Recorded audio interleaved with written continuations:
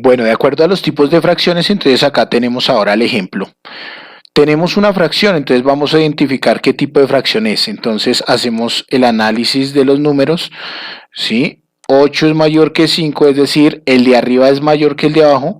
Por lo tanto, entonces concluimos que es una fracción impropia.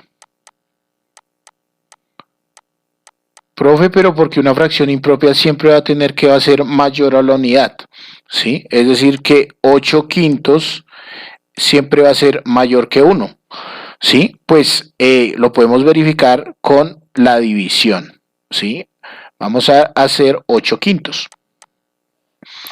¿sí? Entonces aquí lo vamos a probar desde la división.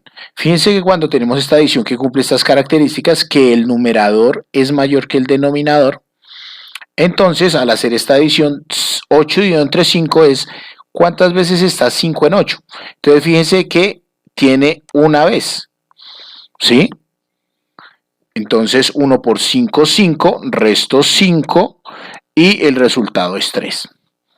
Ahí, cuando el residuo es menor que el residuo es menor que el divisor, entonces concluimos de que terminó la adición, pero eso es hablando en los naturales. Entonces, ya el concepto de fracción impropia tiene que ver con los números decimales, ¿sí? Entonces, cuando hablamos no solo que sea mayor que 1, que sea 2, 3, 4, sino que en realidad vamos a comenzar a meternos en el mundo de los números decimales. Entonces, aquí, por ejemplo, vamos a continuar con la adición. ¿Cómo continuamos una adición? Entonces, ya para decimal. Entonces, como ya termina de la edición, doy coma y con esa coma ya siempre voy a poder agregar un 0 para continuar mi edición. Entonces, continúo. 5 en 30, ¿sí? Está 6 veces. 6 por 5, 30. A 30, 0. Y ahí termino nuestra adición. Entonces, fíjense que concluimos precisamente que siempre una fracción impropia va a ser mayor a la unidad. Fíjense que el resultado nos dio 1,6 y 1,6 es mayor a 1, ¿sí? Y siempre va a tener pues estas características las fracciones impropias.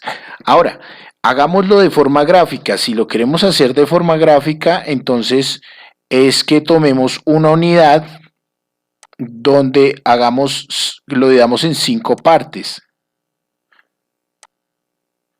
Entonces, una unidad, 5 partes. 1, 2, 3, 4 y 5 partes. ¿Qué sucede? Que el numerador nos dice que tomemos 8.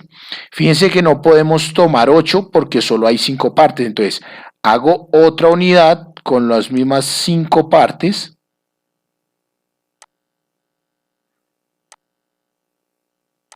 ¿Cierto?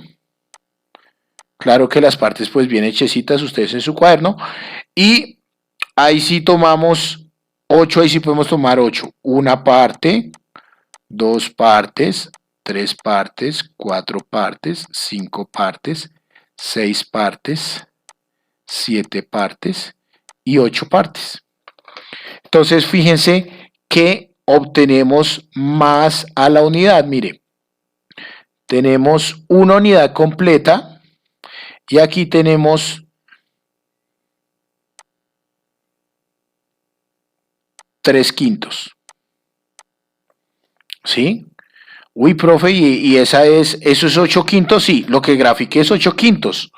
Entonces aquí también vamos a llegar a concluir que cuando tenemos una fracción impropia, podemos convertirlo en un número mixto. ¿Qué es un número mixto? El que tiene parte entera, que en este caso es toda una unidad está coloreada, entonces es un entero, y parte de fracción propia, 3 quintos. Entonces, esta notación es equivalente. Esto es lo que llamamos número mixto, ¿sí? Y estamos probando precisamente también que es mayor que la unidad.